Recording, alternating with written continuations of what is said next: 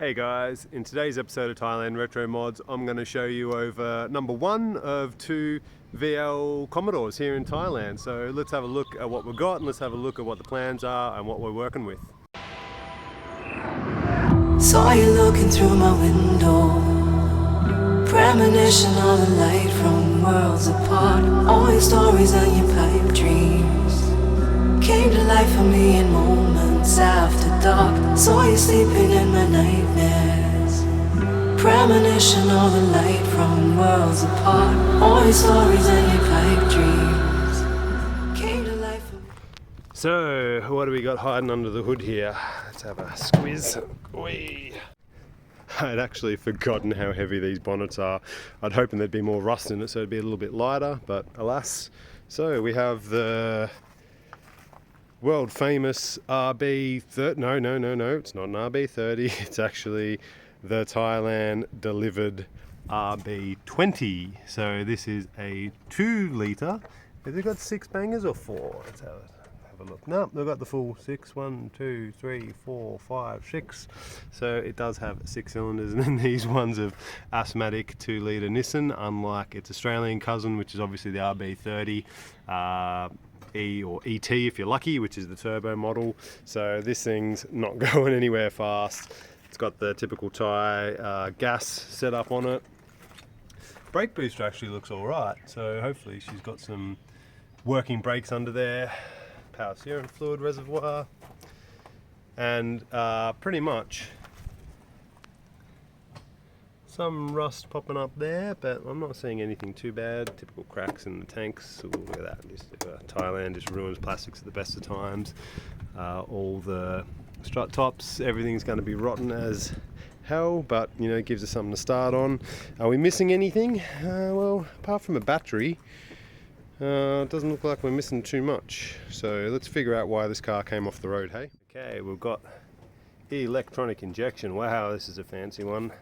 And we've got VL tail lights, which look to be in pretty bad condition, but not too bad.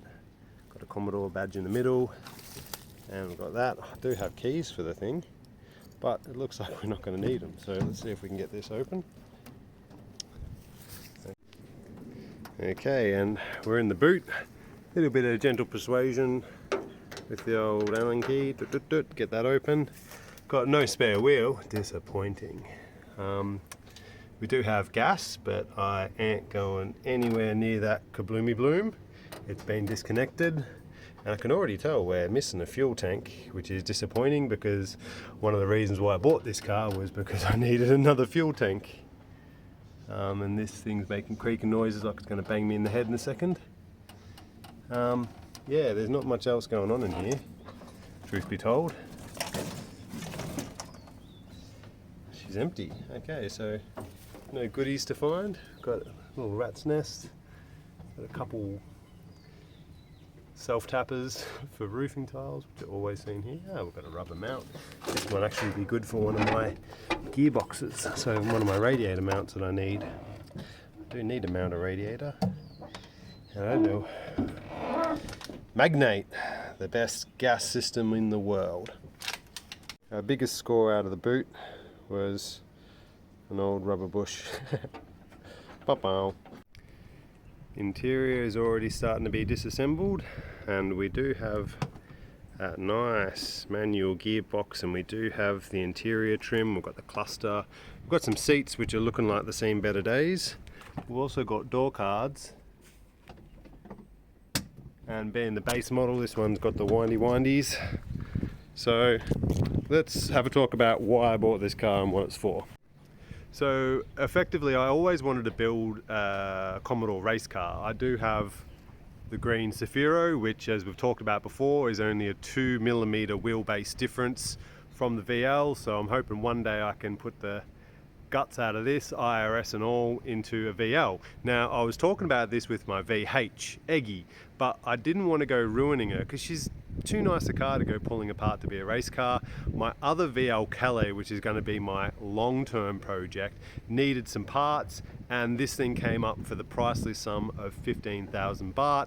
doesn't have a book, so it's probably never going to see the road. I needed the parts and I've got the space, and hell, what this means is that this thing is free reign to become a race car. So that'll be fun. I can keep it long term. It's not going to be immediate, but it's going to be a long term play. So that's my VL. Yeah.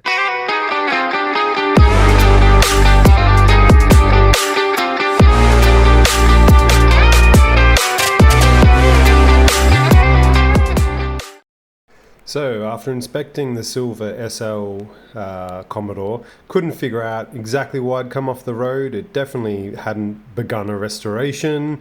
Windows were left down, fuel tank was out, so you know, maybe the previous owner, you know, fuel pump, which is always the first culprit, took it off the road. Maybe he went for a holiday at Big Tiger, who knows. But what the plan is for that car is to use it as a bit of a sacrificial lamb for my Calais, which you're seeing right now. So I do have a VL Calais, which is going to kind of be my forever car. It's really complete. It's got all the parts, all the badges are on it.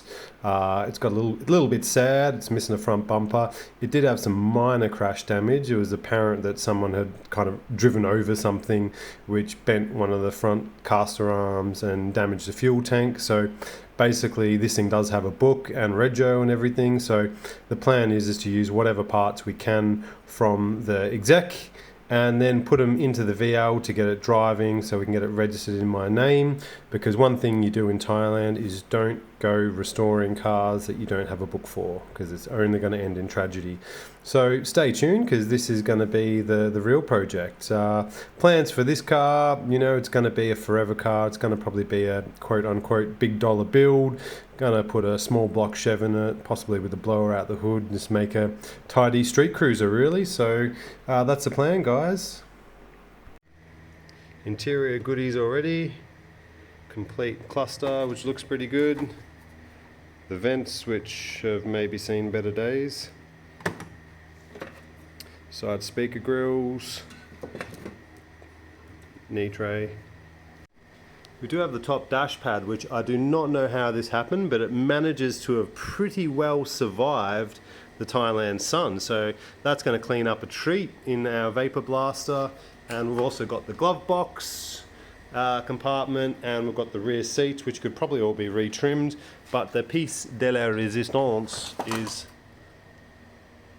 the manual center console. So I don't know if I'm going to convert my other VL to manual, probably not, but even just sending that part back to Australia would probably cover the cost of the whole car, really. And glove box. So yeah, there's some parts in her. It did have a full interior, but it had also been sitting out in the sun. And the rubber boot that I got, is it going to work? Nah, she's a little bit too big for my radiator support in my Capri, but I reckon I can make that work. And the poor Capri's getting work done on it. Poor old girl, she'll get there one day. And I couldn't do this video without talking about the keys. I have never seen such munted keys in my life, but there we go. And to finish off the video, the lovely wife has brought me some number plates for the Safiro. So books in our name, number plate, tax, rego, everything done. Happy days.